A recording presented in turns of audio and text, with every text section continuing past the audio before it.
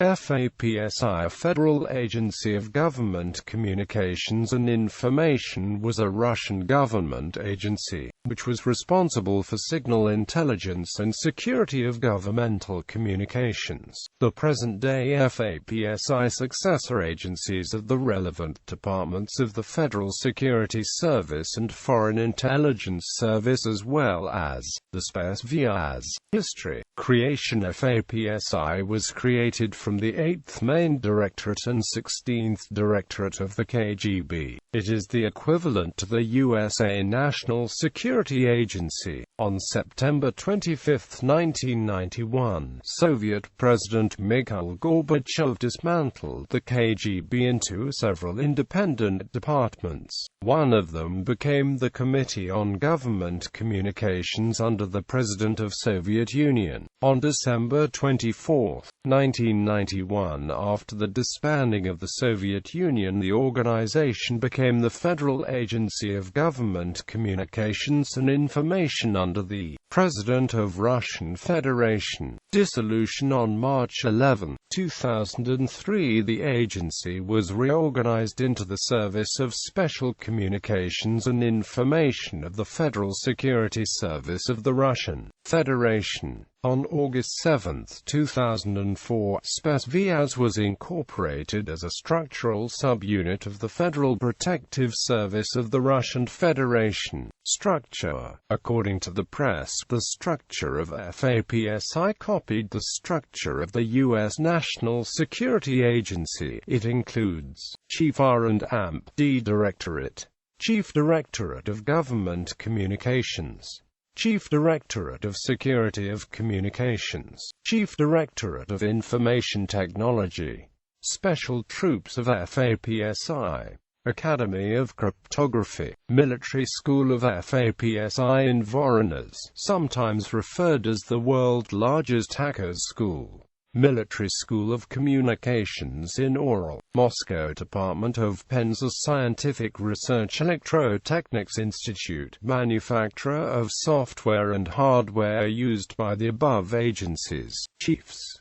16th Directorate of the KGB, Nikolai Nikolaevich Andreev, Major General Igor Vasilievich Maslov, Committee on Government Communications under President of Soviet Union General A.V. Starovoytov, Federal Agency of Government Communications and Information General A.V.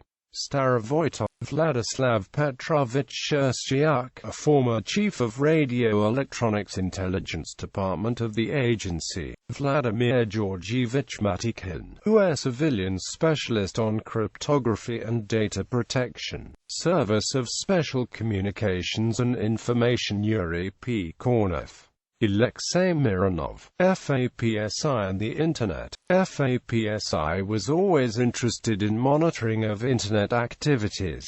In 1994 it bought major Russian Internet provider of that time RELCOM. According to their explanation, they were not interested in interception of the network traffic, but in Internet experience of the firm and in utilization of FAPSI's excess computing power and network bandwidth. In 1995, by decree of President Boris Yeltsin, all cryptographic systems except those licensed by FAPSI were forbidden in the Russian Federation. There are widespread rumors that all systems licensed by FAPSI have backdoors allowing the agency to freely access the encrypted information. Since 1998, they require that all Internet providers in Russia install the hardware named SORM that allows filtering and remote control of Internet traffic from FAPSI headquarters.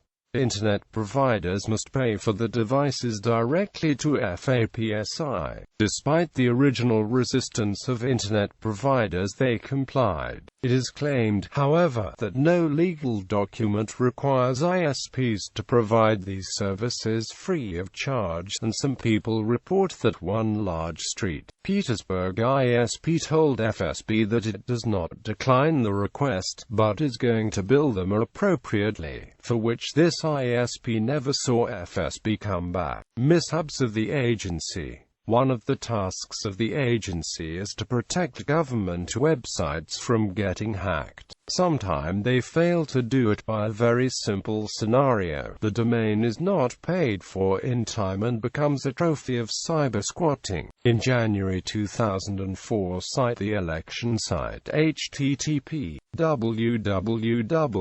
Putin2000.ru registered personally for Vladimir Putin was not paid for in time and became a pornographic site. Eventually the site was closed down, and as of May 2008, it operates as a replica of the 2000 election site, with notices that all materials on this site are presented exactly as they appeared in March 2000.